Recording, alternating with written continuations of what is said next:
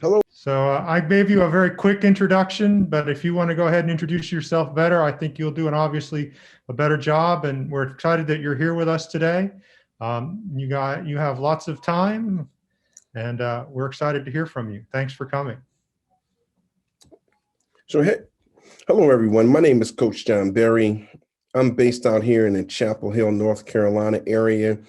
I actually run basketball camps for kids between the ages of 6 and 14. Although it says I'm a basketball coach, it's more than that. It's really about making life decisions and becoming a better person so that, let me just do this here really quick. I'm going to go ahead and mute the lines just so that we don't have the feedback. There you go. So the whole message is really about, yes, we're going to teach you about basketball, but more importantly, we want to teach you some things within basketball that's going to help you. If your lines are not muted, I kindly ask you to go ahead and mute that line. Okay. So, we want you to, make quality decisions, in your life so that you can become a better human being. So that's really what the message is. And my entire life has been filled with different things, different challenges that I had to overcome in order to get to be the person that I am right now. Today, in particular, I want to bring up a quote that means a lot to me. And I'll talk about this quote and I'll tell you a story. And hopefully by me sharing this with you, you can take something out of it and it can help you in whatever you happen to be doing. The quote is this: if you don't stand for something, you'll fall for anything. In other words, your parents, mom, dad, grandma, granddad, they teach you right and wrong. They try to put you in a very best position so that when you're by yourself, you can make a quality decision that's going to be best for yourself. But if you don't listen to them, right, then it all went for naught. At some point, someone is going to approach you and say, hey, let's do this bad thing. We know we're not supposed to talk in school. We know we're not supposed to do this. We know we're not supposed to do that. That's the moment of truth. That's when you have to fall back on what mom and dad has taught you and say, wait a minute, would they approve of it? And if they would approve of it, great, move forward. If not, you simply say, no, I'm not going to do it. And that's why the quote says what it is. If you don't believe in, if you don't internalize what mom and dad has taught you, then someone can come up to you with anything and you're going to be open to do it. But if you do have that strong belief, guess what? Nothing's going to deter you. So today's talk in particular, I want to kind of like go back a little bit. Right now, I'm 53 years old. I remember back in 1980, 1979, I was in the seventh grade. So I'm going to take myself back. I was in seventh grade. I was 12 years old. And I remember vividly going to this school, middle school. And I had developed a friendship with this person. His name was Eladio Vasquez. And through this friendship, we played football together. We hung out together. Then one day, he introduced something to me that was bad. He introduced drugs. And at first, you know, I didn't do anything with it. I didn't want nothing to hear. I didn't, I didn't want to engage. But just by me being around him and talking and we're friends, I started to engage. It wasn't a lot. It was infrequent. But over time, more and more, I started engaging. Next thing you know, It's out of control. So what was the net result of that? Well, guess what? At this point, my parents hadn't found out yet. They don't know. I'm doing this behind their back, which is horrible.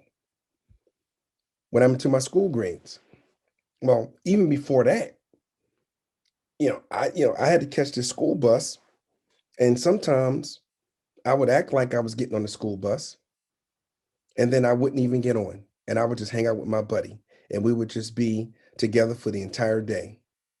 My grades suffered. They were horrible. In my seventh grade year, it probably was the worst school year I ever had. If I continued down that track, I was most certainly destined for failure. There was no way in the world that I was going to be able to make something good of myself. Then summertime comes. I'm out with my friends. He lived probably a couple of miles away. I used to ride my bike. We're hanging out. We're engaged in this bad activity. My parents wanted me home by 10:30, 11 o'clock. I'm on the bike. I come back home. And at the time, it was my mother and her friends. They were just hanging out. They were playing cards at the table. And because I wasn't in my right mind, I went to the table and I started like communicate with my parents in a way that she knew something was wrong. Hey, mom, how you doing? What's going on? Yeah, and I'm kind of out my mind. And my mother looked at me and she said, she kind of gave me like, you all right? You okay? What's going on? I said, I'm all right, mom. And I quickly left because I realized that my mom knew something was going on. So I ran upstairs. I jumped in the shower. I tried to clean myself up. But in between this time, mom had called up my dad. He rushes home. When he gets home, dad and mom comes upstairs where I'm at and they confront me. And after they confront me, I wasn't completely honest. And then they found some evidence on me. Got caught. I got caught messing around, with drugs. And at that point, my parents said, okay, this is totally unacceptable. They told me they were disappointed in me. And as a result, I was on punishment for the entire summer of 1980. Couldn't go outside. Toward the very end, I was off. It's okay. Do you have your act together, John? Yes. Okay, we're going to let you go. But if you make one more mistake, you're done. So I go back out. And again, I still haven't learned my lesson. I was sort of rebellious. It was like, you know what? They can't tell me what to do. I'm grown. I'm 12 years old. I know what I'm doing. I see other people, in my environment that's doing this, so I can do it too. Again, wasn't quite getting it. So I had this rebellious mentality. So I went out and started hanging around the same exact people who got me in trouble in the first place. They started to re-engage in drugs and alcohol. And at the moment where I was about to go and do it again, I had this epiphany. And the epiphany was, John, what are you doing? If I continue going down this track, I'm going to be just like that guy in the street, a bum, a guy with no education, a guy that won't be able to live a decent life, raise his family. I'm going to disappoint my family. They've sacrificed all this stuff for me, and here I am blowing it away. So you got to stop this right now because you're not going to do anything with your life other than blow it.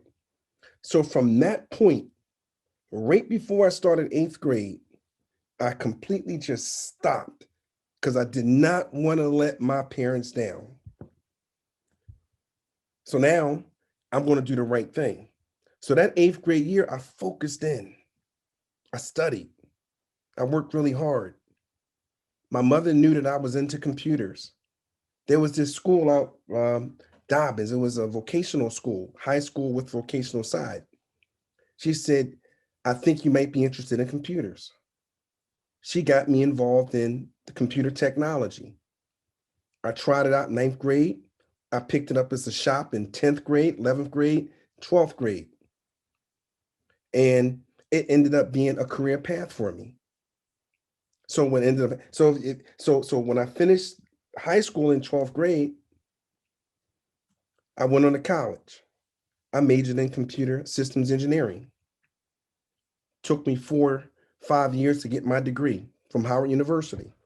Then after I picked up my degree in computer system engineering, I decided to go to Temple University and earned a master's degree. Finished in 92. And then I became and worked a corporate job. I was one of the first African-American people that ever worked at Hewlett Packard Laboratories in Silicon Valley in Palo Alto, California. So I tell you this story because the decisions you make could have a profound impact on your life. For me, at least back in 7th grade, I was heading for self-destruction. It was horrible. I would have never made it out of the bad neighborhood. I would have never made anything out of myself because of the decision that I made. And believe me, if it wasn't for my parents on that one consequential night when I got caught, and I was angry that I got caught, and then I was rebellious when I got caught, right? If it wasn't for them staying on me and them still teaching me and still working with me and still giving me grace and being patient with me, if it wasn't for my parents, I wouldn't be here today. And all I had to do from the beginning was listen to them, try to execute what they've taught me. And if I stay on that track, my life would have never had to go through all the stuff that I actually went through. So I'm sharing this story with you because I want you to be really, really careful with any decision that you make. The real leader,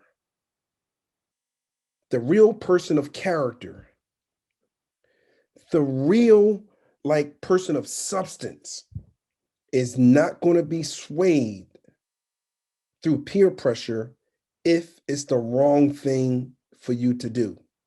And like I tell my kids, like I tell my players who play for me, if somebody ever comes up to you and suggests for you to do something that you know or that you think that might be wrong, the answer is no. Real simple. No. Second thing, if it's on the edge, if you're unsure, you either can say no or let me get back to you. And I'm going to go speak to mom and I'm going to go speak to dad and I'm going to have them, I'm going to discuss it with them. And whatever comes out of that conversation, that's what I'm going to do. Really, really, really, really important. And that goes for almost anything. You should develop a reputation in a way where people won't even ask you certain things because they already know what you're going to say. They should be embarrassed or ashamed to come to you with anything that's not right because they know what you're going to do. You want to be a leader. You want to encourage people to do the right thing. You want to encourage people to take a stand on something, even if everybody else doesn't take the stand. That's the kind of guy you want to be. And the last thing that I'll say here is this, because we know this is all about making proper decisions. We know this is all about executing what mom and dad have taught you so that you can be a better person in life, be a productive citizen to society. We know that. but I want you to live it. I want you to wake up every day and say to yourself, what can I do to make mom and dad proud? What can I do to make this world a better place? What can I do to make somebody else smile, be happy, be a good influence on? And if you do that, I promise you, the world is yours. You'll be able to accomplish and do anything you want in your life. Last quote I'll leave you with. No is a very important word. It's used by strong-minded individuals when necessary.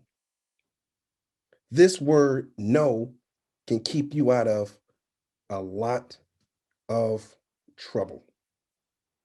One book that I encourage you guys to read is this. It's called The Magic of Thinking Big by David Schwartz. And this book is a great mindset book. Oftentimes, because we're not feeding ourselves ultra positive things all the time and we become a product of our environment, you need something to counterbalance that programming.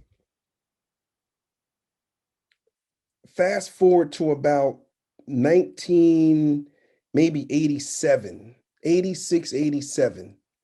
I'm home during the summer of college. I have a job, but I had the entrepreneur bug.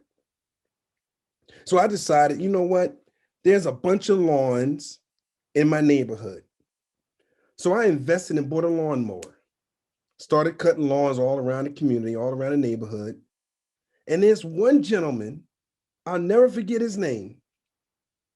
One day I was cutting his lawn. His name was Mr. Smith. He's cutting his lawn. And Mr. Smith says, come here, son. I'm going to speak to you for a second. And he said, son, I like you. You're out there trying to do some positive things. You're working hard. I said, but here's a book that was given to me when I was young. I want you to have this book. And I want you to read it. And the next time you come here next week, I'm going to talk to you about it. And that book was The Magic of Thinking Big. The Magic of Thinking Big by David Schwartz. This book opened my eyes.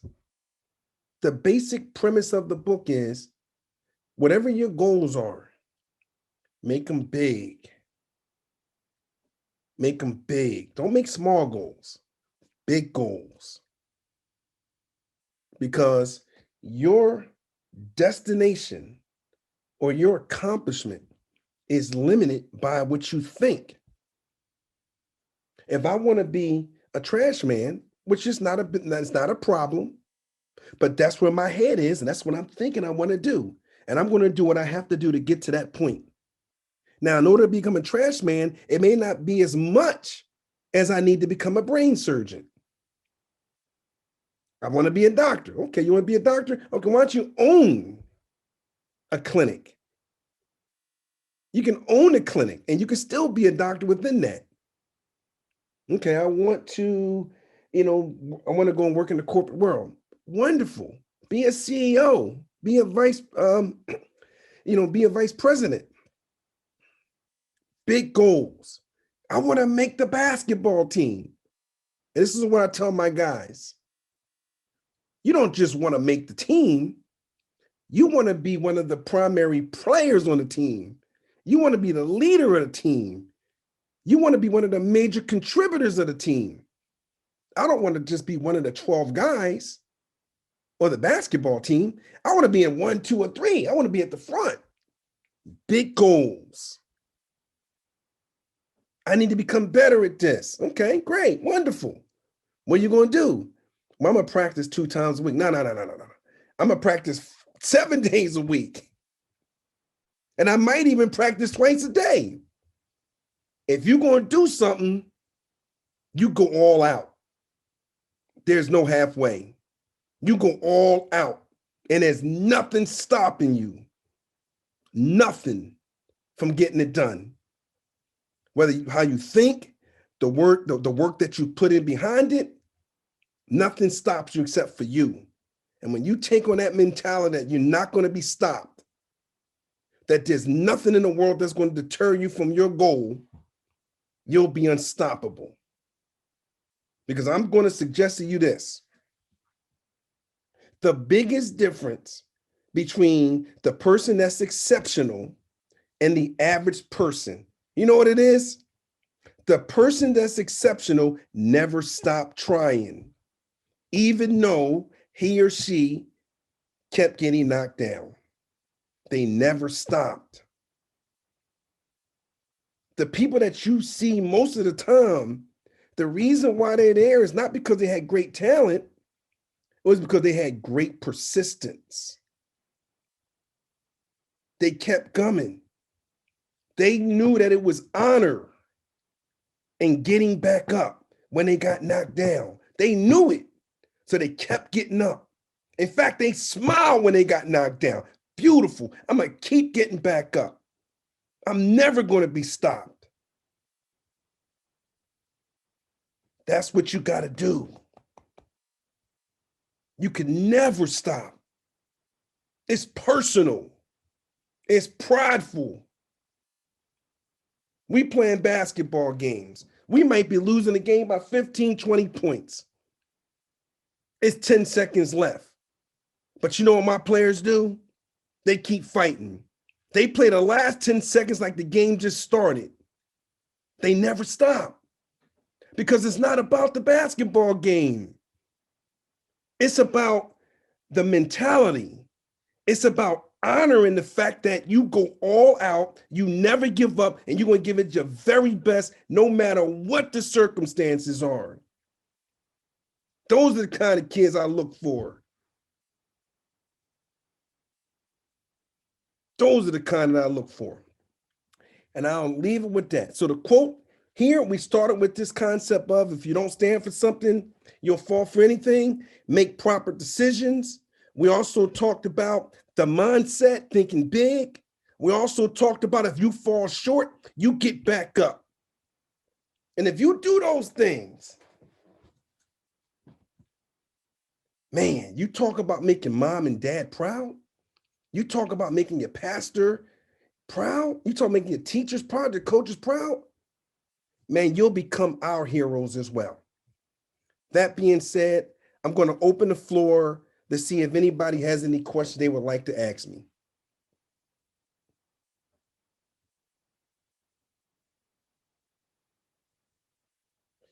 Are there any questions?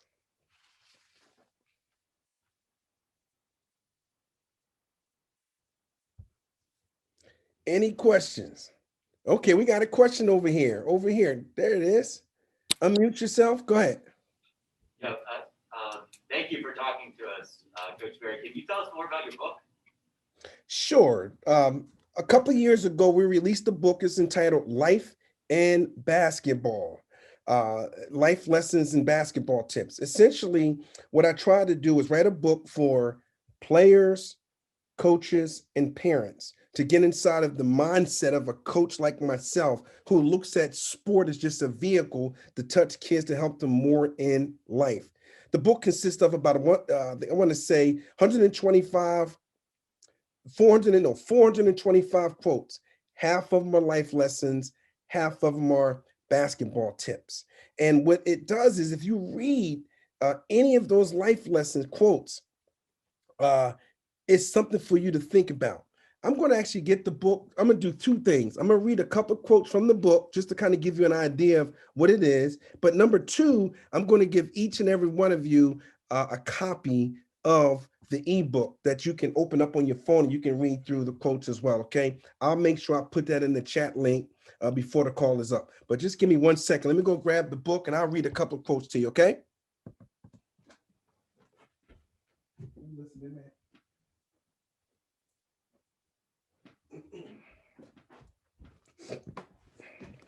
So here's the book here called Life and Basketball, Life Lessons and Basketball Tips, okay? And what I'm going to do is I'm going to read a couple of my favorite quotes here. They all have a good meaning, and I think it would be awesome for you guys. And this is one of the reasons why I am going to give you a free copy of the ebook. Here's one of the life lesson quotes. Education is critical. It's the most important influence on your future quality of life. Don't shortchange yourself. Get your education. That's one of the quotes. Take that, think about it. Go to mom, go to dad, ask them what it means to them. Makes you a better person.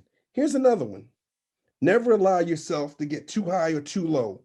Always remain even keel. It shows stability, maturity, and professionalism. So one of the reasons why I wrote that is because sometimes when something good happens, you over the moon. And then when something bad happened, you put your head underneath the covers. And either one is not necessarily good, but if you can maintain your maturity, if you can maintain and be stable and don't get too high and don't get too low, it shows a lot about you. Here's one that I just read to you during my talk. No, it's a very important word. It protects you from trouble. It is used by independent, strong-minded individuals when necessary.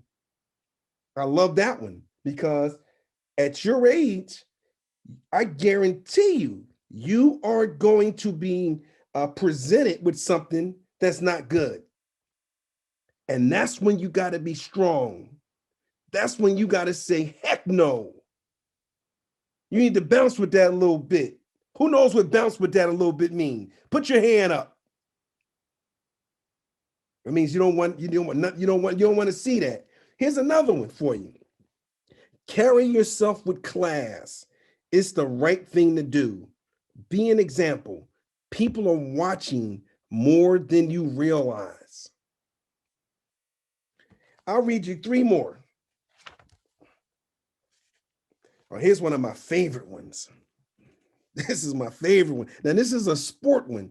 And this is one that so if any of you out there play sports, cheerleaders, basketball, soccer, lacrosse, whatever, right? Listen to this one. Emulate the janitor. First in, last out, works hard, does the dirty work. No expectation of limelight or praise. This is the ultimate team player. So if you want to be a captain, if you want to make a difference in addition to on the field of play, you do all these little things. And not only are you going to be an influential person on your team, that approach can help you with anything in life. Here's another one.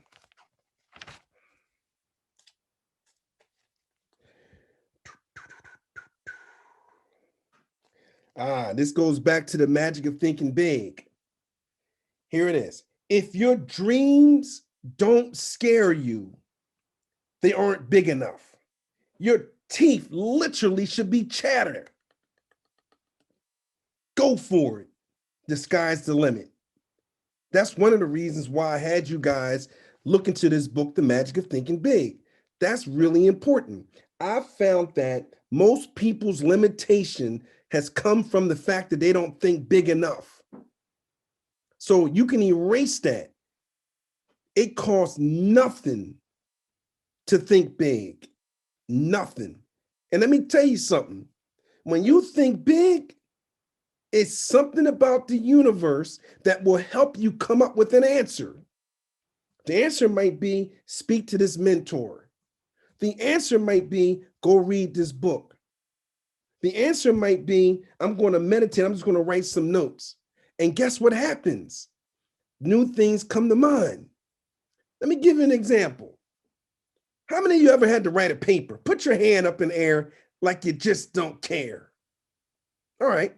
So you had to write a paper. And what happens when you have to write a paper, you kind of know what you want to write, but you don't know exactly what it's going to be. Is that true? So what happens? You start writing the paper, writing it down, and what happens? More ideas come to your mind, right? You start to flush it out. You start to organize it. You start to fix sentences. You read the proof, you read the draft, then you tweak it. Then after a while, it's like, wow, man, I like this paper. It's the same thing with goals. Once you put it out there, your mind has a very interesting way of figuring out what's going on. Let me read you one more. Let me look for one more.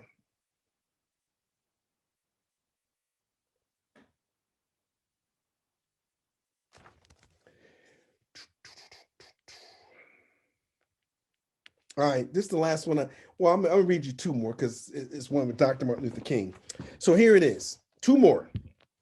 It's easy to complain. Woe is me. Take a number. Be happy with what you have while working for what you want. Let me read that again. Because you know what? Complaining and excuses is like toilet paper. There's plenty of it out there and real cheap. So what I try to do is eliminate complaining, eliminate excuses. So this quote is, it's easy to complain. Woe is me. They're crying. Take a number. Everybody's doing it. You're not making yourself look any better by doing it. Then we go on to say, look at what you have. Be happy for it. And work for the things that you want. And then when you accomplish what you want, then you can be happy about that. And if there's something else that you have to go for, you can work for that as well. And last quote, and this goes back to what we said right from the beginning. If you don't stand for something, you'll fall for anything. Here's this quote. And this is the one that really allows me to get the strength to stand up to anybody if I think something is wrong. Here it is. Wrong is wrong, even if everyone is doing it. Right is right, even if no one is doing it. Dr. Martin Luther King said, one person in the right is in the majority. One person in the right is in the majority. If we have a substitute teacher and everybody's goofing off, I might be in the corner keeping my mouth shut doing my work. They can call me chicken, they can call me a nerd, they can call me names, but you know what? If you know that you're right, I don't have to say a word. And I promise you, those same people that could potentially be mocking you, they'll have a lot more respect for you, whether they say it or not. So, did I answer your question about my book?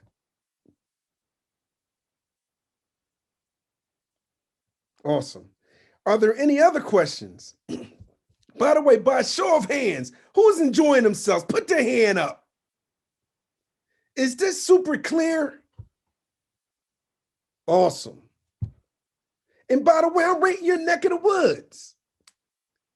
I'm right around the corner. I know Coach Danelle, I know a whole bunch of people. Hannah, do you have a question? Yeah. So how can our faith play into this? All of it's based off of faith. What I personally believe is this.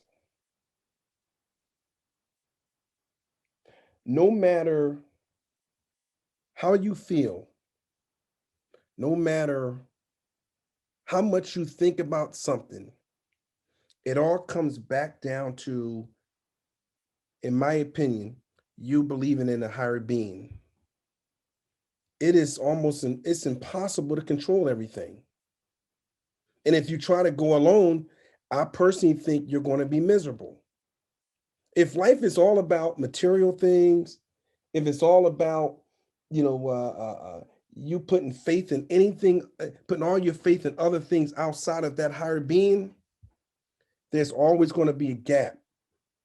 And I actually believe that's one of the reasons why people turn to bad things like drugs, like alcoholism, like these crazy hobbies, because they still don't have this feeling of fulfillment. And they think if I do this, then I'm going to be happy. And even when they do that, they still empty. This is a great question, Hannah. If you don't mind, I want to read you something I just wrote last week. And I sent it to 3,000 people. You want to hear it, Hannah? Let me read you this. This will answer your question here. I'm pulling it up now. Give me 1 second. Okay, here it is. I wrote this, and the subject of this article, of this email, is called "Chasing My Own Tail." Chasing my own tail. You ready for this, Hannah? All right, here it is.